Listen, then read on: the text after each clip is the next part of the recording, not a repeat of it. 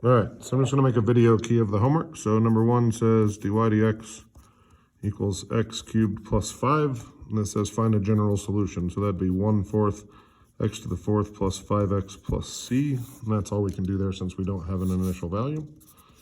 Number 2 says dy dx equals 8x plus 1 over x. So my function with that derivative would be 4x squared plus natural log of the absolute value of x plus c. Number 5 says, I'm not going to read it, but it says show that y equals x plus sine of x minus pi is a solution to the initial value problem dy dx equals 1 plus cosine x and y of pi equals 0. Okay, so essentially they gave me the answer. So I need to prove 2 things about this function. I need to prove that its derivative is this. So I'm just going to take its derivative. So dy dx would be 1 plus cosine of x. Pi is a constant, so we get nothing there. So check, has that derivative. And we need to also prove that this function goes through this point. So if we did y of pi, that's just a fancy way of saying plug a pi in. So we get pi plus sine of pi minus pi. Pi minus pi is 0, sine of pi is 0, so y of pi equals 0. So we have proven that that function they gave us is the solution to this initial value problem. Okay, number 6 says dy dx equals 6x squared plus 4x. And then it does give me initial value this time. It says y of 2 equals 10. So first I'm going to find the general solution. So I get what? 2x cubed plus 2x squared plus c. I check real quick. 6x squared and 4x for the derivative plus c. Then I get a point 210, which means when I plug a 2 in, I get a 10 out. So I get 10 equals, this is 16, this is 8. That's 24, so c equals negative 14. Hey, buddy. Hey, sir.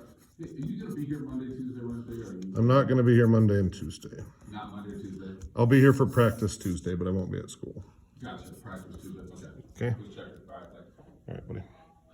Number 7 says dp dt. So anyways, I was talking to Mr. Schaefer there, but solve for c equal negative 14, so I just rewrote my equation. Again, this is the only equation in the world that has that derivative and goes through that point. There's an infinite number that go through this, have this derivative, and there's an infinite number with a point 210, only one that does both. So number 7 says dp dt equals 10e to the t, and p of 0 equals 25. So I'll start here. So if dp dt equals 10e to the t, then p equals 10e to the t plus c. E derivatives are pretty easy. Then if I plug in a 0, I get out a 25. So I get 10e to the 0. E to the 0 is 1, so this is a 10, so that means c equals 15, which means my fully formed function is 10e to the t plus 15.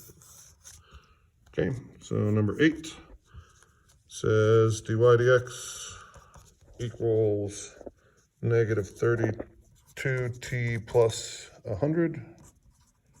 Then it says it has a point 050. So I handle this. So I get y equals negative 16t squared plus 100t. Plus c. Says if I plug in a 0, I get out a 50. So if I plug it, that's 100 right there, bad writing. But if I plug in a 0 here, that's all gone. So c is just going to equal 50. So I just kind of did that in my head. So we're there. All right, let's grab number 9. Number 9 says dq dz equals 2 plus sine of z. And it says q equals 5 when z equals 0. So essentially q of 0 equals 5. So if you haven't noticed, this is the dependent variable, this is the independent, so this just always think dy dx. So we're trying to find the equation q. So q would be what? 2z minus cosine of z plus c. It says if I plug in a 0, I get out a 5.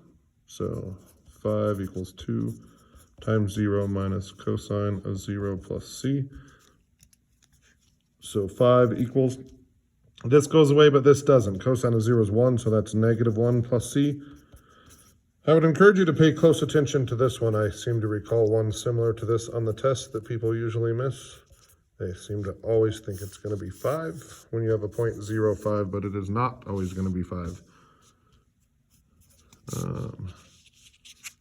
So 10 says show that y equals e to the x e to the negative x plus 2 is a solution to the differential equation dy dx equals 1 minus x e to the negative x, and it goes to the 0.02.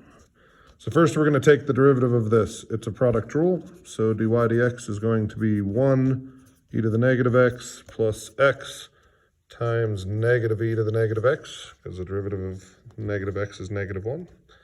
And then if I were to factor out an e to the negative x, I'd be left with a 1 minus x. So check, that's the derivative I wanted to get.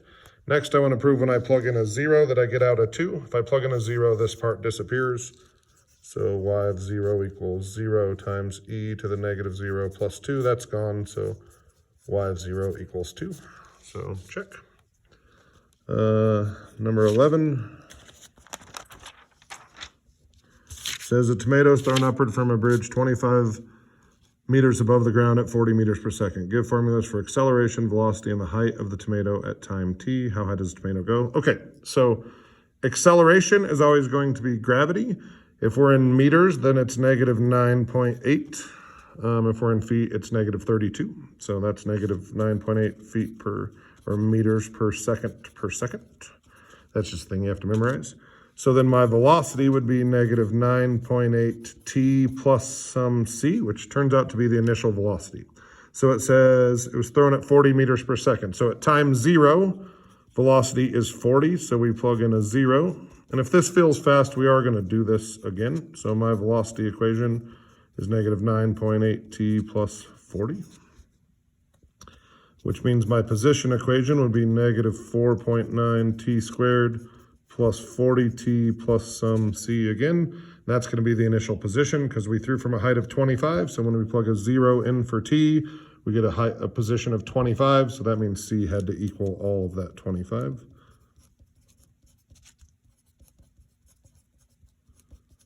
Okay, so there's my position equation, there's my velocity equation, there's my acceleration equation. And it says, how high does the tomato go and when does it reach its highest point? How long is it in the air? I'm going to let you go ahead and try those for number 11.